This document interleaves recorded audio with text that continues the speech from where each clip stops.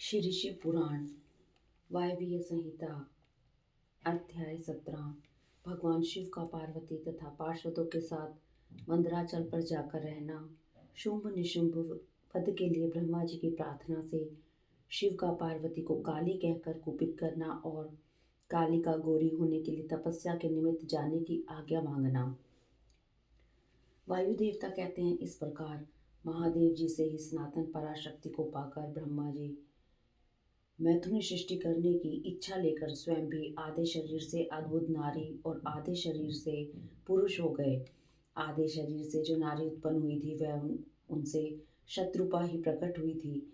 ब्रह्मा जी ने अपने आधे पुरुष शरीर से विराट को उत्पन्न किया। वे विराट पुरुष ही स्वयंभू मनु कहलाते हैं। देवी शत्रुपा ने अत्यंत दुष्कर तपस्या करके उदीप्त यश वाले मनु को ही पति रूप में प्राप्त किया। इसके पश्चात मनु के वंश तथा दक्ष यज्ञ विध्वंस आदि के प्रसंग सुनाकर वायु देवता ने यह बताया कि भगवान शंकर ने दक्ष तथा देवताओं के अपराध क्षमा कर दिए। तदंतर ऋषियों ने पूछा, प्रभु अपने गणों तथा देवी के साथ अंतर्ध्यान होकर भगवान शिव कहाँ गए, कहाँ रहे और क्या करके विरक्त हुए। वायु देवता बोले, महर्षियों, पर्वतों में श्रेष्ठ और विचित्र कंदराओं से सुशोभित जो परम सुंदर मंदराचल है, वही अपनी तपस्या के प्रभाव से देवाधिदेव महादेव जी का प्रिय निवास स्थान हुआ। उसने पार्वती और शिव को अपने सिर पर ढोने के लिए बड़ा भारी तप किया तथा दीर्घ काल के बाद उसे उनके चरणारविंदों के स्पर्श का सुख प्राप्त हुआ। उस पर्वत के सौंदर्य का विस्तार पूर्वक वर्णन सहस्त्रों मुखों द्वारा 100 करोड़ वर्षों में भी नहीं किया जा सकता।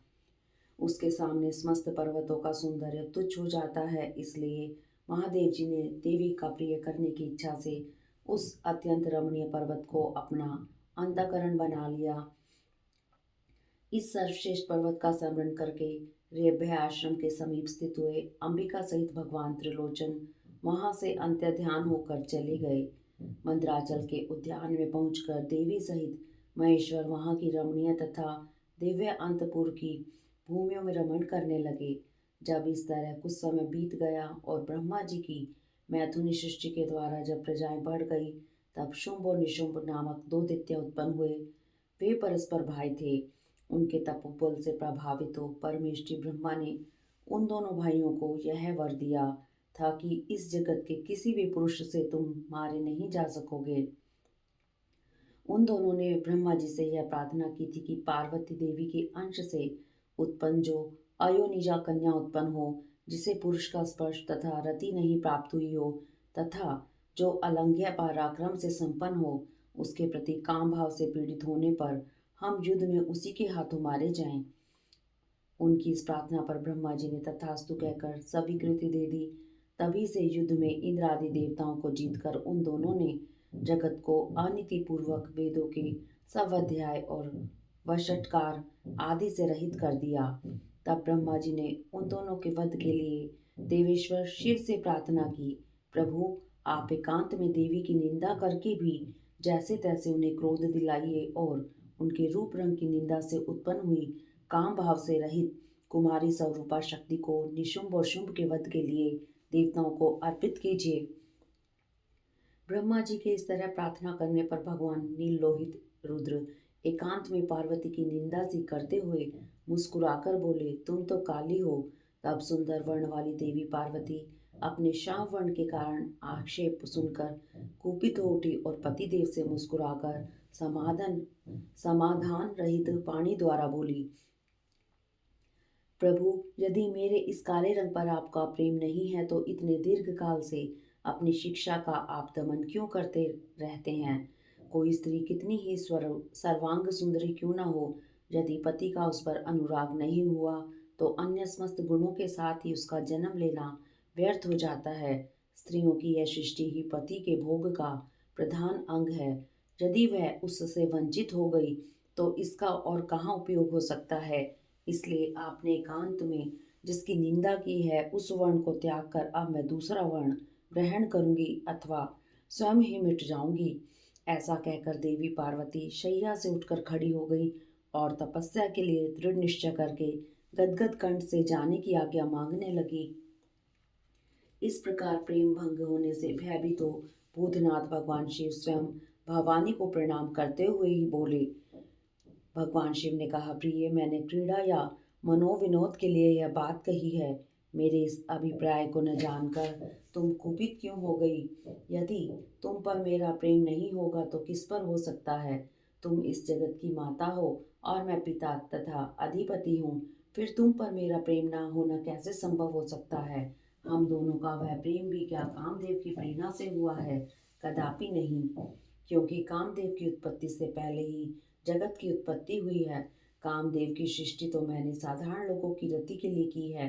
कामदेव मुझे साधारण देवता के समान मानकर मेरा कुछ कुछ तिरस्कार करने लगा था, अतः मैंने उसे भस्म कर दिया। हम दोनों का यह लीला विहार भी जगत की रक्षा के लिए ही है, अतः उसी के लिए आज मैंने तुम्हारे प्रति यह परिहास युक्त बात कही थी। मेरे इस कथन की सत्यता पर तुम शीघ्र ही प्रकट हो जाएगी। हाँ, देवी ने कहा, भगवान, पति के प्यार से वंचित होने पर जो नारी अपने प्राणों का भी परित्याग नहीं कर देती, वह कुलांगना और शुभ लक्षणा होने पर भी सत्पुरुषों द्वारा निंदित ही समझी जाती है। मेरा शरीर गौर वर्ण का नहीं है, इस बात को लेकर आपको बहुत खेद होता है। अन्यथा क्रीड़ा या परिहास में भी आपके द्वारा मुझे काली कलूटी कहा जाना कैसे संभव हो सकता था? मेरा कालापन आपको प्रिय नहीं है, इसलिए वह सत्पुरुषों द्वारा भी निंदित है। अतः तपस्या द्वारा इसका त्याग किए बिना अब मैं यहाँ रह ही नहीं सकती। शिव बोले, यदि अपनी श्यामता को लेकर तुम्हें इस तरह संताप हो रहा है तो इसके लिए तपस्या करने की क्या आवश्यकता है? तुम मेरी या अपनी इच्छा मात्र से ही दूसरे वर्ण से युक्त हो जाओ। देवी ने कहा, मैं आपसे अपने रंग का परिवर्तन नहीं चाहती, स्वयं भी इसे बदलने का संकल्प नहीं कर सकती। अब तो तपस्या द्वारा ब्रह्मा जी की आराधना करके ही मैं शीघ्र गोरी हो जाऊंगी। शिव बोले, महादेवी, पूर्व काल में मेरी ही कृपा से ब्रह्मा को ब्रह्म पद की प्राप्ति हुई थी, अतः तपस्या द्वारा उन्हें बुलाकर तुम क्या करोगी? देवी ने कहा, इसमें संदेह नहीं है कि ब्रह्मा आदि समस्त देवताओं को आपने ही उत्तम पदों की प्राप्ति हुई है, तथा आपकी आज्ञा पाकर मैं तपस्या द्वारा ब्रह्मा जी की आराधना करके ही अपना अभिष्ट सिद्ध करना चाहती हूँ। पूर्व काल में जब मैं सती के नाम से दक्ष की पुत्री हुई थी, तब तपस्या द्वारा ही मैंने आप जगदीश्वर को पति के रूप में प्राप्त किया था। इस तरह आज भी तपस्या द्वारा ब्रह्मा को संतुष्ट करके मैं गौरी होना चाहती हूँ। ऐसा करने में यहाँ क्या दोष है, यह बताइए। महादेवी के ऐसा कहने पर वामदेव मुस्कुराते हुए चुप हो गए। देवताओं का कार्य सिद्ध करने की इच्छा से उन्होंने देवी को रोकने के लिए हट नहीं किया। इति अध्याय 17 से 24। अध्याय 25। पार्वती की तपस्या। एक व्याघ्र पर उनकी कृपा, ब्रह्मा जी का उनके पास आना, देवी के साथ उनका वार्तालाप, देवी के द्वारा काली त्वचा का त्याग और उससे कृष्ण वर्णा कुमारी कन्या के रूप में उत्पन्न हुई कौशिकी के द्वारा शुंभ निशुंभ का वध। वायुदेव कहते हैं, महर्षियों, तदंतर पतिव्रता माता पार्वती पति की परिक्रमा करके उनके वियोग से होने वाले दुख को किसी तरह रोककर हिमालय पर्वत पर चली गई। उन्होंने पहले सखियों के साथ जिस स्थान पर तप किया था उस स्थान से उनका प्रेम हो गया था, अतः फिर उसी को उन्होंने तपस्या के लिए चुना। तदंतर माता पिता के घर जा उनका दर्शन और प्रणाम करके उन्हें सब समाचार बताकर उनकी आज्ञा ले उन्होंने सारे आभूषण उतार दिए और फिर तपोवन में जा स्नान के पश्चात तपस्वी का परम पावन वेश धारण करके अत्यंत तीव्र एवं परम दुष्कर तपस्या करने का संकल्प किया। वे मन ही मन सदा पति के चरणारविंदों का चिंतन करती हुई किसी भी क्षणिक लिंग में उन्हीं का ध्यान करके पूजन की बाह्य विधि के अनुसार जंगल के फल फूल आदि उपकरणों द्वारा तीनों समय उनका पूजन यजन करती थी। भगवान शंकर ही ब्रह्मा का रूप धारण करके मेरी तपस्या का फल मुझे देंगे, ऐसा दृढ़ विश्वास रखकर वे प्रतिदिन तपस्या में लगी रहती थी। इस तरह तपस्या करते करते जब बहुत समय बीत गया, तब एक दिन उनके पास कोई बहुत बड़ा व्याघ्र देखा गया। वह दुष्ट भाव से आया था। पार्वती जी के निकट आते ही उस दुरात्मा का शरीर जड़वत हो गया। वह उनके समीप चित्र लिखित सा दिखाई देने लगा। दुष्ट स्वभाव से पास आए हुए उस व्याघ्र को देखकर भी देवी पार्वती साधारण नारी की भांति स्वभाव से विचलित नहीं हुई। उस व्याघ्र के सारे अंग अकड़ गए थे। वह भूख से अत्यंत पीड़ित हो रहा था और यह सोचकर कि यही मेरा भोजन है, निरंतर देवी की ओर देख रहा था।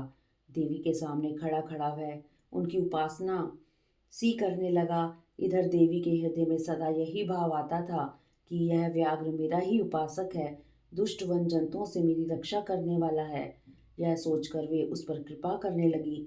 उन्हीं की कृपा से उसके तीनों प्रकार के मल तत्काल नष्ट हो गए। फिर तो उस व्याघ्र को सहसा देवी के स्वरूप का बोध हुआ। उसकी भूख मिट गई और उसके अंगों की जड़ता भी दूर हो गई। साथ ही उसकी जन्म सिद्ध दुष्टता नष्ट हो गई और उसे निरंतर तृप्ति बनी रहने लगी। उस समय उत्कृष्ट रूप से अपनी कृतार्थता का अनुभव करके वह तत्काल भक्त हो गया और उन परमेश्वरी की सेवा करने लगा। अब वह अन्य दुष्ट जंतुओं को खदेड़ता हुआ तपोवन में विचरने लगा। इधर देवी की तपस्या बढ़ी और तीव्र से तीव्रतर होती गई।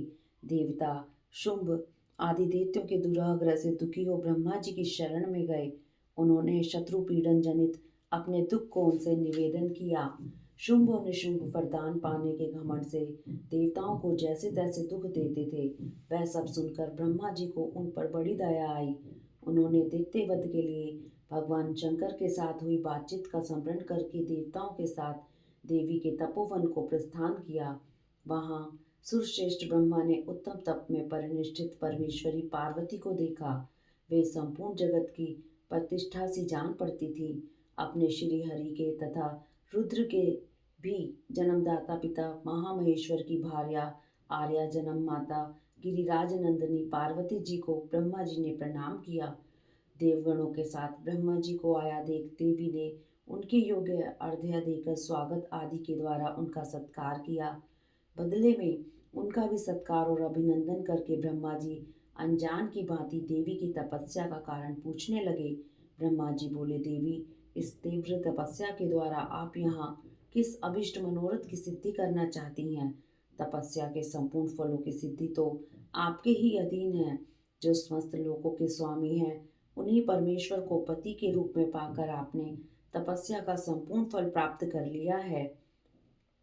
अथवा यह सारा ही क्रियाकलाप आपका लीला विलास है, परंतु आश्चर्य की बात तो यह है कि आप इतने दिनों से महादेव जी के विरह का कष्ट कैसे सह रही हैं। देवी ने कहा, ब्राह्मण, जब सृष्टि के आदिकाल में महादेव जी से आपकी उत्पत्ति सुनी जाती है, तब समस्त प्रजाओं में प्रथम होने के कारण आप मेरे ज्येष्ठ पुत्र होते हैं। फिर जब प्रजा की वृद्धि के लिए आपके ललाट से भगवान शिव का प्रादुर्भाव हुआ, तब आप मेरे पति के पिता और मेरे शव ससुर होने के कारण गुरुजनों की कोटि में आ जाते हैं। और जब मैं सोचती हूँ कि स्वयं मेरे पिता गिरिराज हिमालय आपके पुत्र हैं, तब आप मेरे साक्षात पितामह लगते हैं, लोक पितामह। इस तरह आप लोक यात्रा के विधाता हैं। अंतपुर में पति के साथ जो वृतांत घटित हुआ है, उसे मैं आपके सामने कैसे कह सकूंगी? अतः यहाँ बहुत कहने से क्या लाभ।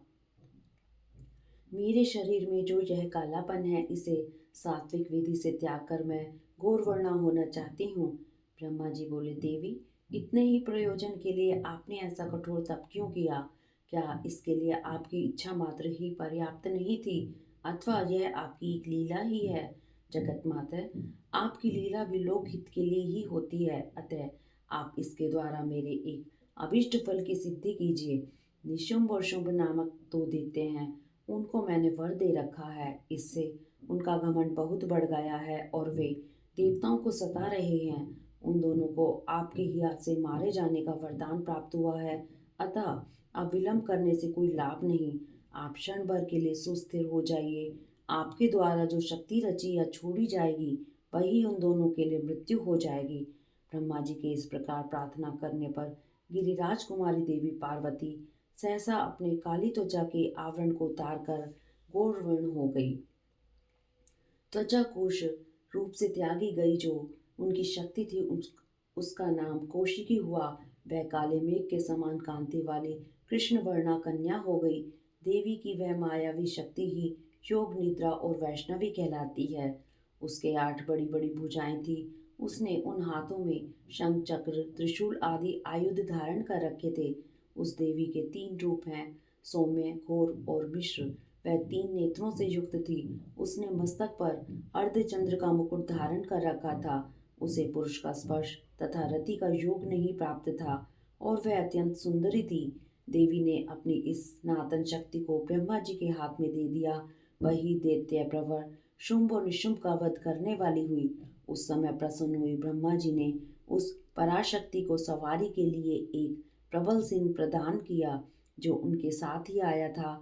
उस देवी के रहने के लिए ब्रह्मा जी ने विंध्यगिरि पर वास स्थान दिया और वहां नाना प्रकार के उपचारों से उनका पूजन किया।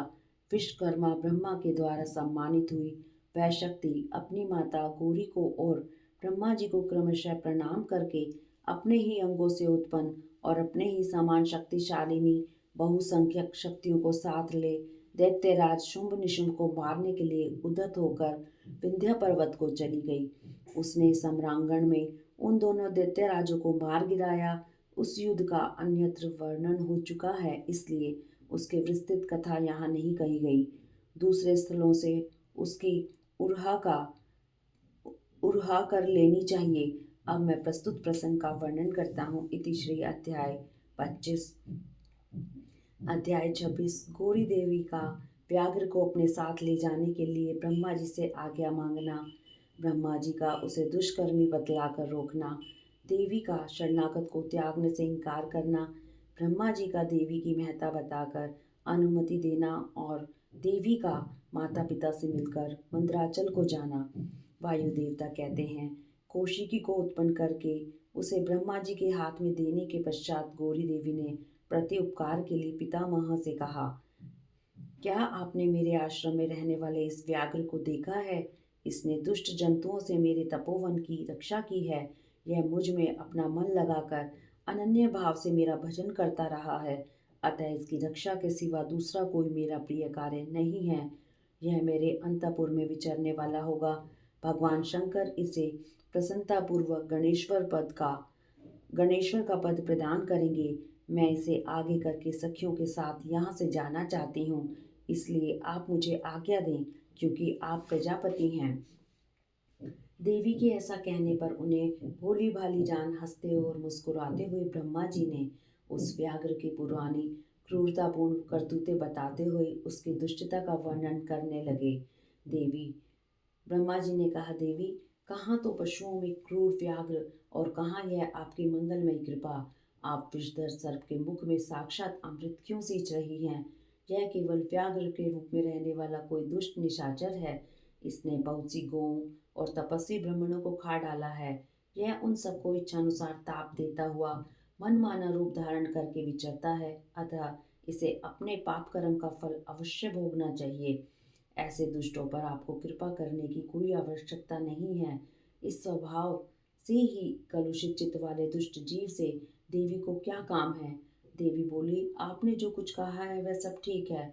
यह ऐसा ही सही, तथापि मेरी शरण में आ गया है, अतः मुझे इसका त्याग नहीं करना चाहिए।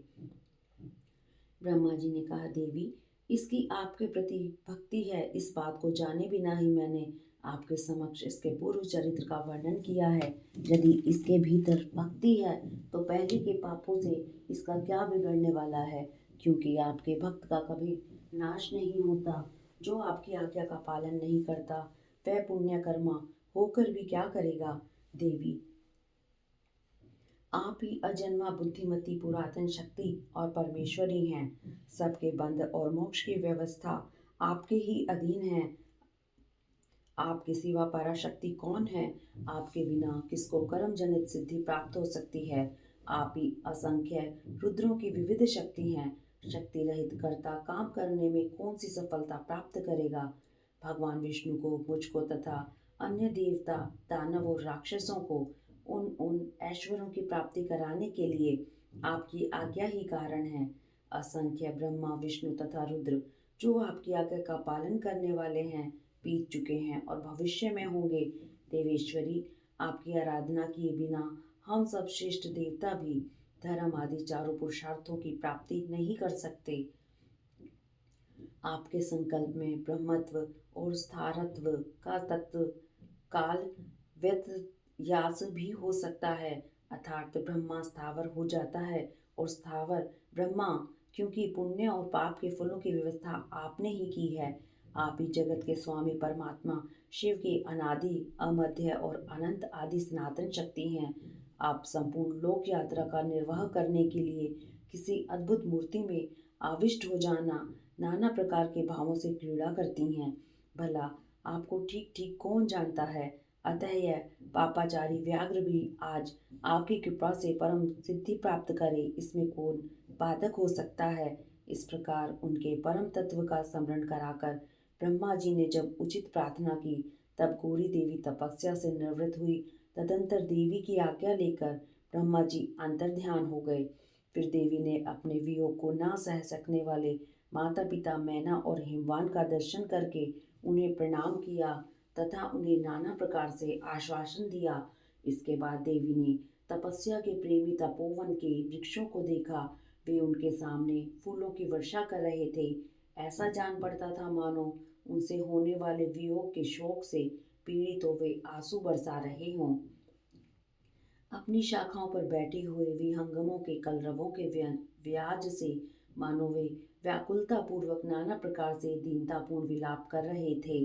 तदंतर पति के दर्शन के लिए उतावली हो उस व्याघ्र को औरस पुत्र की भांति स्नेह से आगे करके सखियों से बातचीत करती हुई और देह की दिव्य प्रभा से दसों दिशाओं को दीप्त करती हुई गौरी देवी मंदराचल को चली गई, जहाँ संपूर्ण जगत के आधार सृष्टा, पालक और संहारक पतिदेव महेश्वर विराजमान थे।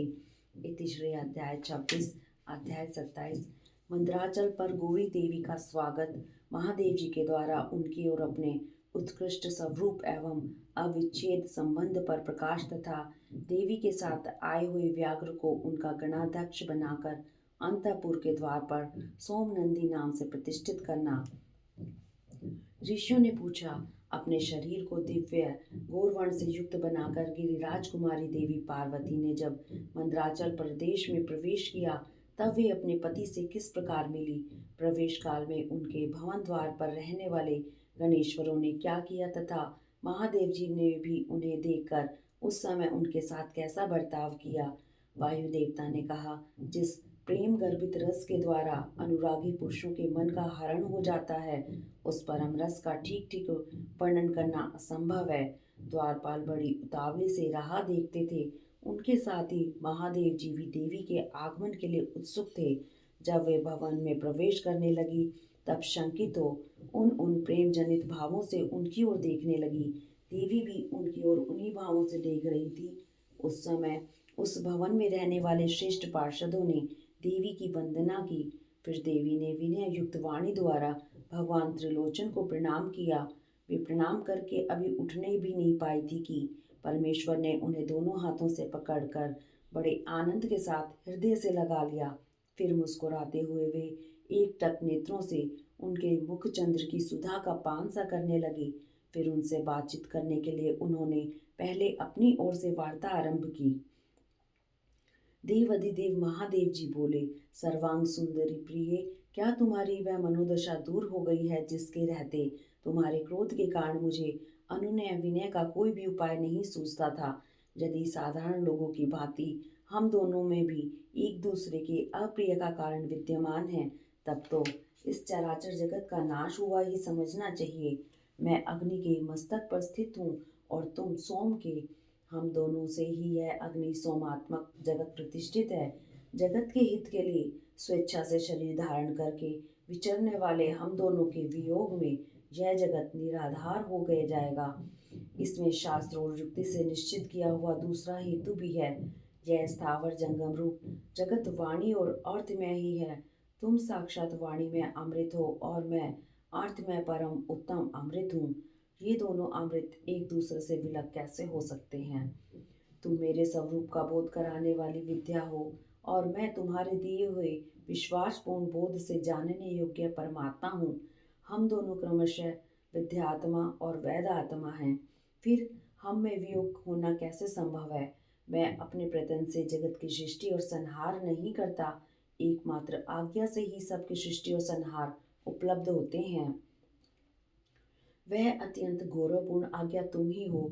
ऐश्वर्य का एकमात्र सार आज्ञा है, क्योंकि वही स्वतंत्रता का लक्षण है। आज्ञा से वियुक्त होने पर मेरा ऐश्वर्य कैसे होगा?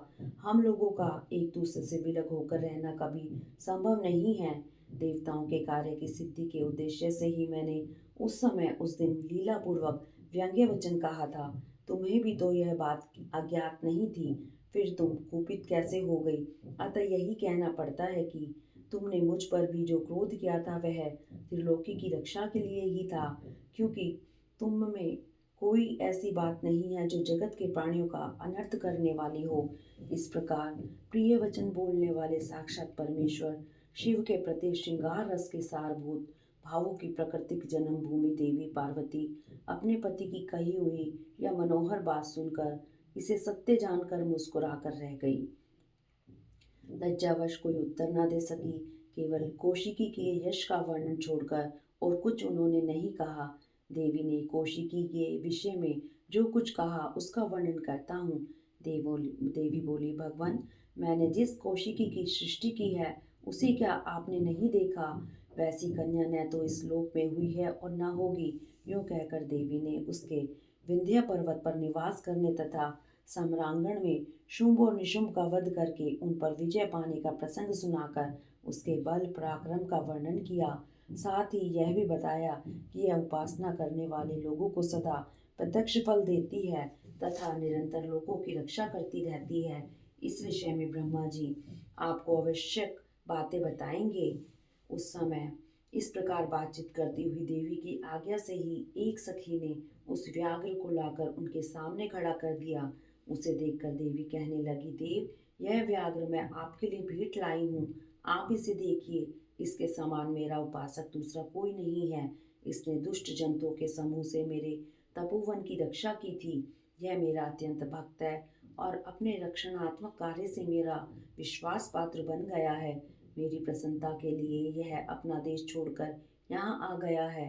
महेश्वर, यदि मेरे आने से आपको प्रसन्नता हुई है और यदि आप मुझसे अत्यंत प्रेम करते हैं तो मैं चाहती हूँ कि यह नंदी की आज्ञा से मेरे अंतपुर के द्वार पर अन्य रक्षकों के साथ उन्हीं के चिन्ह धारण करके सदा स्थित रहे। वायुदेव कहते हैं, देवी के इस मधुर और अंततोगतवा प्रेम बढ़ाने वाले शुभ वचन को सुनकर महादेव जी ने कहा, मैं बहुत प्रसन्न हूँ। फिर तो वह व्याघ्र उसी क्षण लचकती हुई सुवर्ण जटित बैंत की छड़ी, रत्नों से जड़ित विचित्र कवच, सर्प किसी आकृति वाली छुरी तथा रक्षकोचित वेश धारण किए गणाध्यक्ष के पद पर प्रतिष्ठित दिखाई दिया। उसने उमा सहित महादेव और नंदी को आनंदित किया था, इसलिए सोम नंदी नाम से विख्यात हुआ। इस प्रकार देवी का प्रिय कार्य करके चंद्र अर्धभूषण महादेव जी ने उन्हें रतन भूषित दिव्य आभूषणों से भूषित किया। चंद्रभूषण भगवान शिव ने सर्व मनोहारिणी गिरिराज कुमारी गौरी देवी को पलंग पर बिठाकर उस समय सुंदर अलंकारों से स्वयं ही उनका श्रृंगार किया। इति श्री अध्याय 27। हरि ओम तत्सत।